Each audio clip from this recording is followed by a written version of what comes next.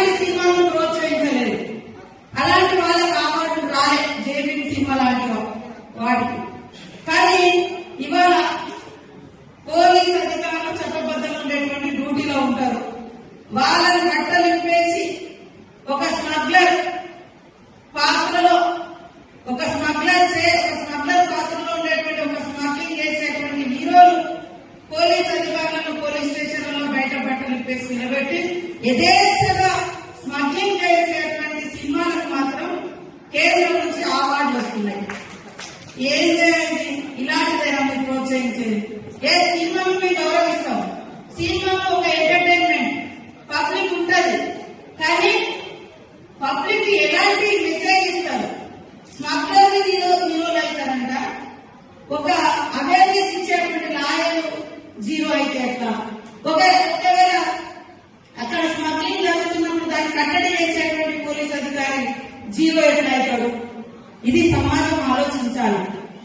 కాబట్టి cinema యాక్టర్లైనా, cinema producers అయినా, డైరెక్టర్లైనా ఈ సమాజాన్ని ఒక ఉన్నతమైనటువంటి సన్మార్గంలో తీసుకెళ్లేటువంటి లక్షణాలు, ఇతరుల గురించి తప్పించేటువంటి భావాన్ని, ఇతరులకు హెల్ప్ చేసే భావాన్ని, ఇతరుల గౌరవాన్ని కాపాడే విధంగా సినిమా తీస్తే సమాజం ఇంకా సన్మార్గంలో నడుస్తుంది. అదే మరి వేరే ఆలోచనలతో పోతే, నిన్న ఒక అతనట మహారాష్ట్రలో 2 మర్డర్ కేసులు ఉన్నాయి, తప్పించుకో తిరుగుతున్నాడు చాలా రోజులు. ఎక్కడ దొరికిందంటే మరి ఈ సినిమా పుష్ప 2 సినిమా చూసుకుంటూ దొరికింది. అంటే వాళ్ళకు అది ఏ రకమైన ఇంకా నేరాలు పెరగడానికి కూడా ఒక మెసేజ్ పోయేటువంటి అవకాశాలు ఉంటాయి. మేము తప్పు పడతలేము, కానీ చట్టబద్ధంగా ఉండేటువంటి అధికార వ్యవస్థను, రాజ్యాంగం ఇచ్చినటువంటి అధికారిక వ్యవస్థను గౌరవించాలి. అలాంటి మెసేజ్ ఖచ్చితంగా ప్రతి ప్రొడ్యూసర్, యాక్ట్ చేసేటువంటి యాక్టర్లు అది ఫాలో అవ్వాల్సిన అవసరం ఉంది. కాబట్టి ఈ రోజు సమాజం యొక్క ఉన్నతి మనందరి ఉన్నతి, మన పిల్లల భవిష్యత్తే మనందరి భవిష్యత్తు. పిల్లల్ని సన్మార్గంలో నడిపించాలి. మరి పాస్టర్లు కూడా అక్కడెక్కడ మీరు బోధన చేసినప్పుడు మీరు చెప్తా ఉంటారు, స్మోకింగ్ బంద్, డ్రింకింగ్ బంద్, ఇవన్నీ చాలా గొప్ప అలవాటు.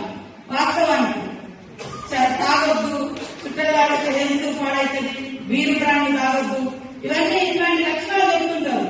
అట్లనే యువతకు కూడా మీ చర్చలకు వచ్చేటువంటి వాళ్లకు ఇలాంటి సన్మార్గమైనటువంటి విద్యార్థులు లాంటి మంచి మానవతా దృక్పథంలో ఉన్నటువంటి లక్షణాలను నేర్పించాలి. అది చర్చలలో జరగాలి, అది మసీదులలో జరగాలి, అది గుళ్లలో జరగాలి, గోపురాలలో జరగాలి. ప్రతి చోట జరిగినప్పుడు ఈ సమాజంలో ఎలాంటి డిస్టర్బెన్స్ లేకుండా స్వేచ్ఛగా మన గడ్డ మీద మనం తలెత్తుకొని తిరుగుతాం.